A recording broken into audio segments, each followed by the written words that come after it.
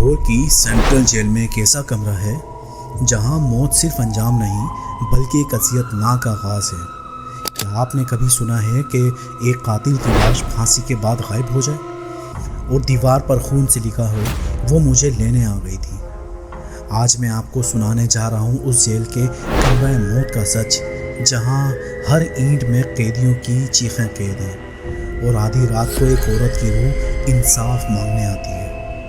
وہ کون تھا جو آخری رات تنہا نہیں تھا؟ رات کے اندھیرے میں کون سا سایہ اسے لینے آیا؟ تیار ہو جائیں، کیونکہ اس کہانی کے بعد شاید آپ کو اپنی سانسیں سنائی دینا بند ہو جائیں۔ یہ حقیقت ہے یا بدعا؟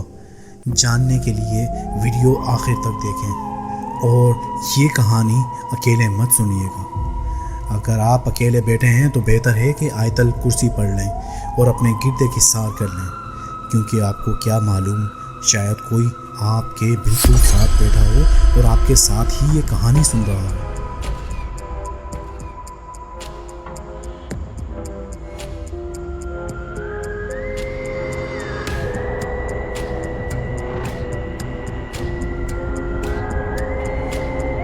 کہانی کا آغاز لاہور کی ایک پرانی سینٹرل جیل سے ہوتا ہے، جہاں پاکستان کے بدنام زمانہ قیدیوں کو رکھا جاتا ہے۔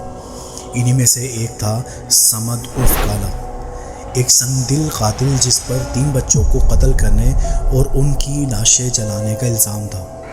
عدالت نے اسے سزائے موت سنائی اور 28 تاریخ کی صبح اس کی پھانسی طے ہوئی۔ لیکن جو لوگ پاکستانی جیلوں کے نظام کو جانتے ہیں وہ یہ بھی جانتے ہیں کہ سزائے موت کا اصل خوف پھانسی کی رسی نہیں بلکہ آخری رات ہوتی ہے۔ قیدی کو اس رات باقی سب قیدیوں سے الگ ایک کال کوٹڑی میں رکھا جاتا ہے، جسے جیل کی زبان میں کمرہ موت کہا جاتا ہے۔ یہ وہ جگہ ہے جہاں کوئی کیمرہ نہیں، کوئی روشنی نہیں، کوئی آواز نہیں۔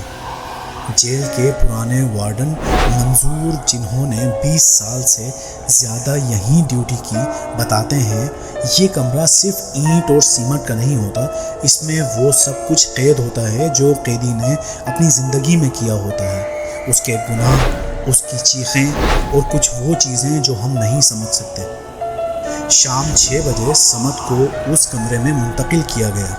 جیل کے قاعدے کے مطابق اس سے پہلے اسے ایک آخری کھانا دیا جاتا ہے، لیکن صمد نے کھانے سے انکار کر دیا۔ وہ خاموش تھا، لیکن اس کی آنکھیں مسلسل کسی کو دیکھ رہی تھیں، جیسے کوئی وہاں موجود ہو۔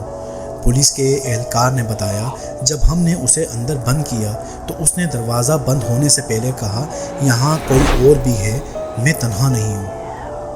رات کے 12 بجے جیل کی روشنیاں بجھ گئیں۔ یہ معمول تھا، مگر اس رات کچھ عجیب ہوا۔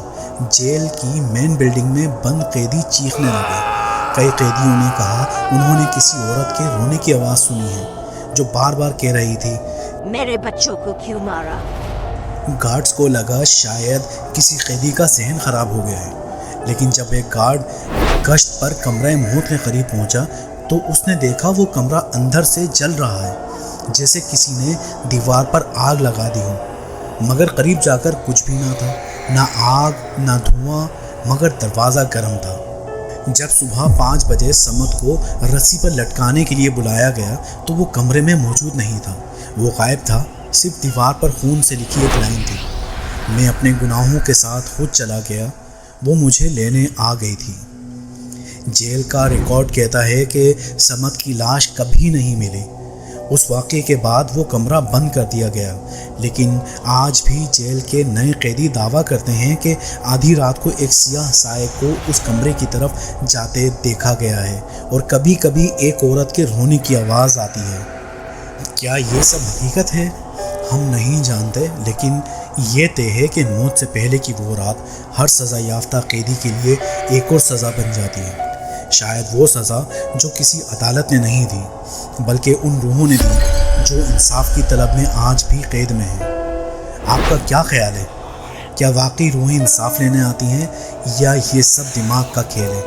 مجھے کمنٹس میں ضرور بتائیے گا اور اس ویڈیو کو اپنے دوستوں کے ساتھ شیئر کرنا نہ بھولیں۔